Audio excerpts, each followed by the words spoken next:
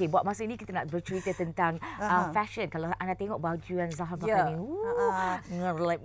Tak kelip lah. Yang ni memang baju yang saya kenakan ini adalah baju dari Bahari Asyik, dinamakan baju kurung Riau, Songkit. Kalau tengok kan dia memang digayakan dengan selendang. Cantik sekali, walaupun saya tak biasa, first time saya rasa, ataupun beberapa kalilah saya kenakan dengan selendang. Jadi kita nak tahu dengan lebih lanjut mengenai koleksi Santuni Syawal pada tahun ini yang dikeluarkan oleh Bahari Asyik. Saya perkenalkan perakah fashion dan juga pemilik Bahari Asyik sendiri, iaitu Puan Zahalina Abdul Rahman yang bersama dengan kita pada hari ini.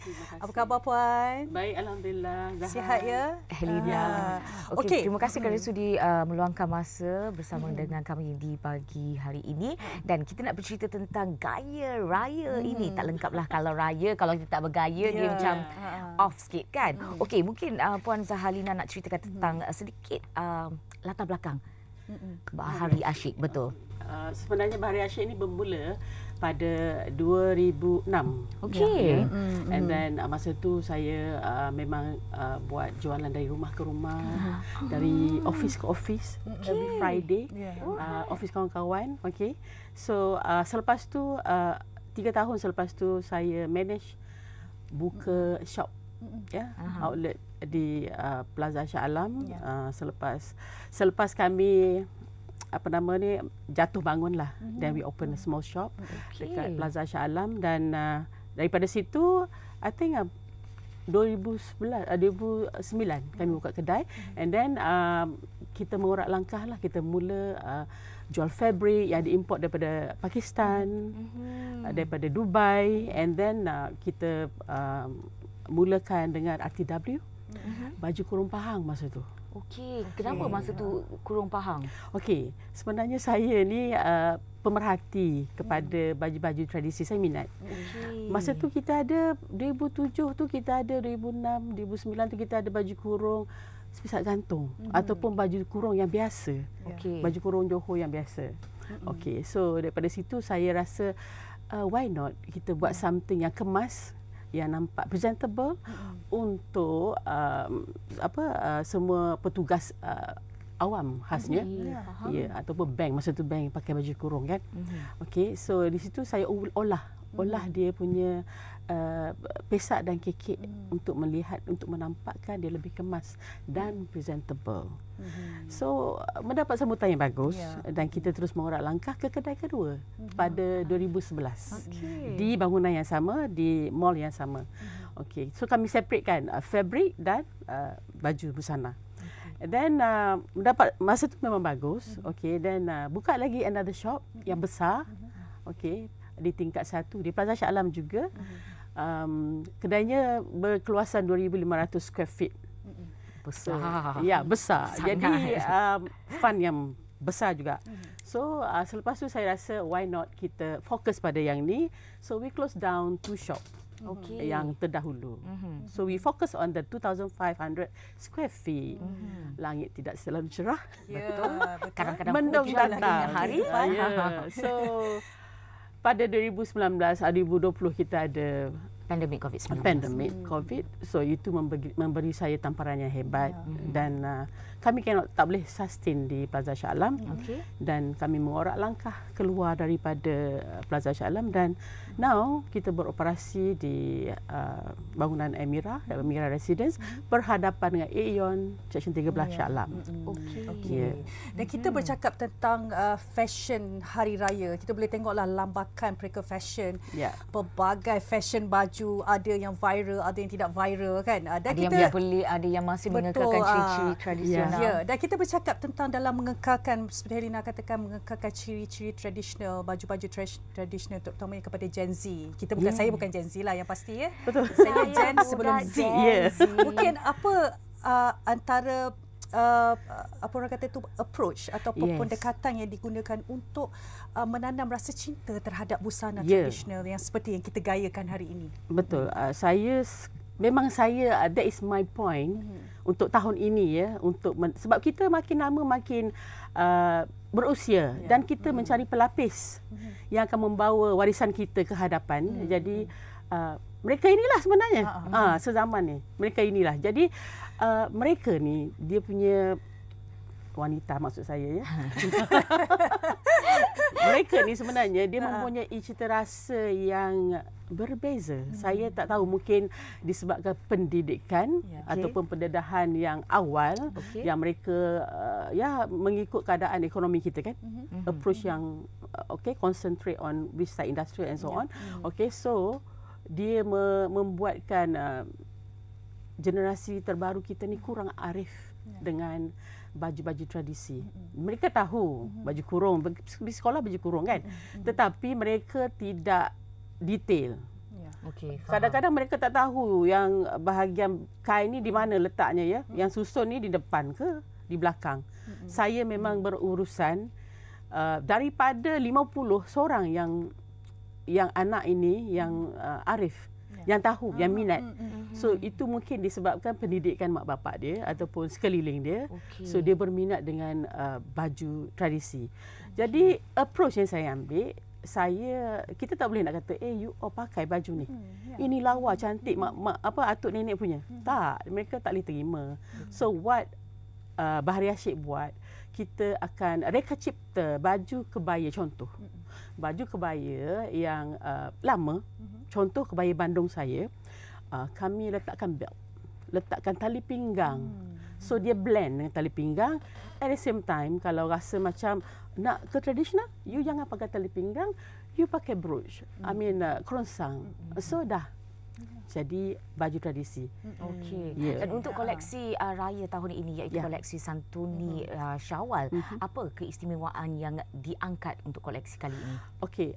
Sebenarnya because saya ni, bukan saya lah, Bahari Asyik dan yang lain yang penggiat kebaya, kami ada bagi input kepada buklet-buklet Jabatan Warisan. Jadi kebaya dah diangkat menjadi diiktiraf oleh UNESCO, dan saya mengambil itu sebagai tema kami ataupun fokus saya kepada baju-baju yang dikeluarkan. So sekarang ni banyaklah kebaya. Ada kebaya Siti Wang Kembang, ada kebaya Setengah Tiang, ada kebaya Cik Mek Molek, ada kebaya Empat Dara, ada kebaya Bandung, ada kebaya Pahang. Banyak. So ada perbezaan yang sangat-sangat ketara antara mereka. Ya, memang ada. Baik, saya nak tanya juga satu soalan ni. Sekarang ni saya tengok banyak orang pakai baju kurung ataupun baju kebaya, bahagian kipas tu di hadapan. Adakah itu sebenarnya salah atau dibolehkan atau bagaimana pendapat Bahari Asyik sendiri? Sebenarnya yang kipas di hadapan tu untuk kebaya Bandung. Ataupun kebaya pendek. Tetapi itulah saya kata, kita sekarang ni ilmu dia tak sampai ke hujung. Jadi campur je lah. Asal boleh je. Kadang kebaya tu tak ngam, tapi kain tu susun depan. Jadi itulah dia. Dia ada ilmuwan. For example, kita ada buku-buku yang boleh kita rujuk. Cuma mungkin buku-buku tu tak mencukupi. Ataupun buku-buku tu sampai pada certain peringkat. Betul. Dia tidak melibatkan menyeluruh. Dan kita tahu Bahari Asyik ini sendiri mempunyai peminat yang tersendiri. Maknanya Puan Zahrina dah mempunyai your own regular customer yang memilih untuk menggayakan busana daripada Bahari Asyik sendiri. Dan kita tahu Puan, baju yang mempunyai elemen tradisional ini sebenarnya mempunyai kadang-kadang harga yang tinggi. Mungkin dia bukan, janganlah begitu, dia bukanlah, tak boleh sebut harga, dia bukan mampu milik. Adakah itu yang menyebabkan menjadi satu halangan mungkin untuk generasi muda untuk menggayakan ataupun membeli baju-baju tradisional seperti yang saya gayakan lah. Kalau saya sebut harganya juga memang telan Elio di sini. Adakah itu penyebab? Tak dapat pakai pegang pun boleh. Sebenarnya kalau di Bahari Asyik lah, kami memang mendesain ataupun mereka cipta banyak range harga.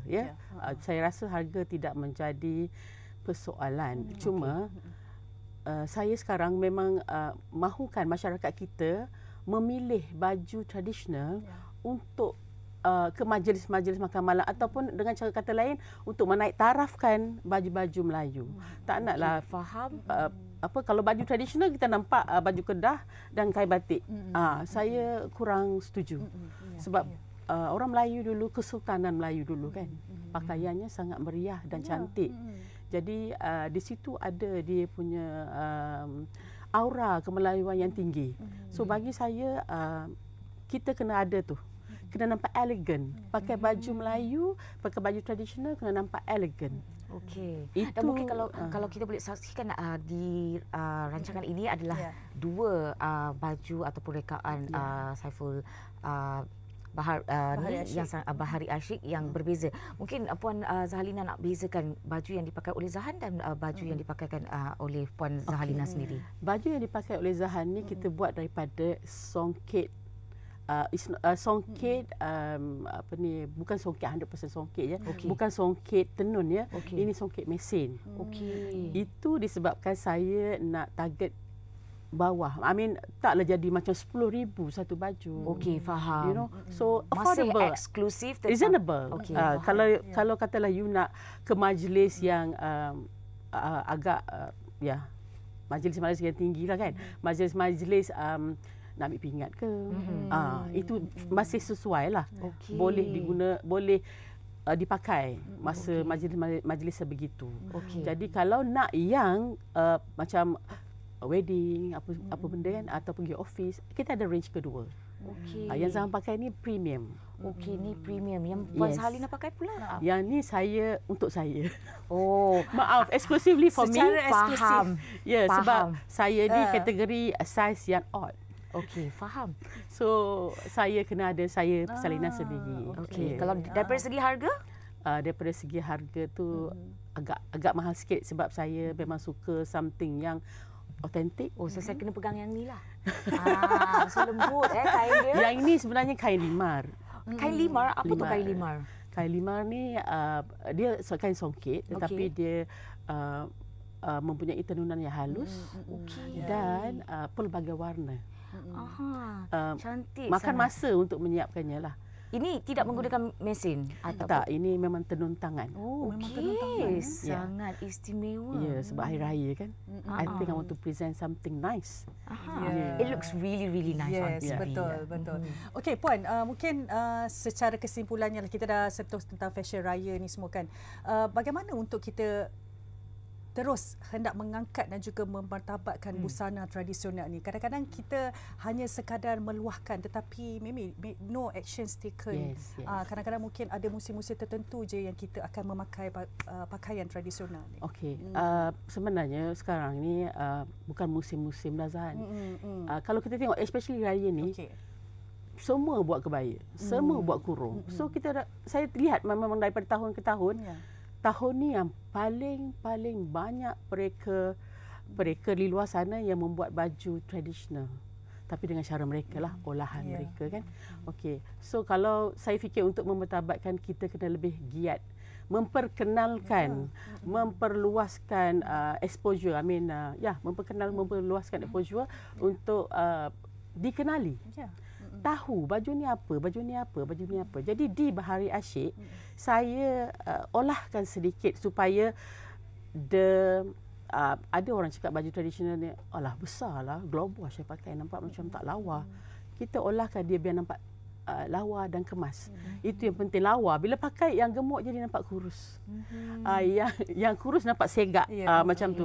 So for example like my kurung kuno, you pakai dia ada satu siluet yang nampak kurus. Rahsia tak boleh cakap lah kan. Puan, secara ringkasnya sebelum kita mengakhiri kita punya sembang-sembang hari ini, mungkin sedikit ucapan hari raya kepada semua peminat Bahari Ashiq pada hari ini. Terutama yang pertama untuk ibu saya yang berada, yang berada di Machang Kelantan, Pulai Condong Machang Kelantan, dan adik-beradik saya serta sanak saudara yang ada di sekitar Kelantan, dan untuk ipar duai saya yang berada di Kelana Jaya dan Rembau, sanak saudara. Itu dia. Selamat Hari Raya, maaf zahir dan batin. Selamat Hari Raya. Selamat Hari Raya juga Puan. Terima kasih diucapkan kepada Puan Zahalina. Terima kasih. Kerana sudi bersama dengan kita pada hari ini. Itulah dia tentang gaya raya.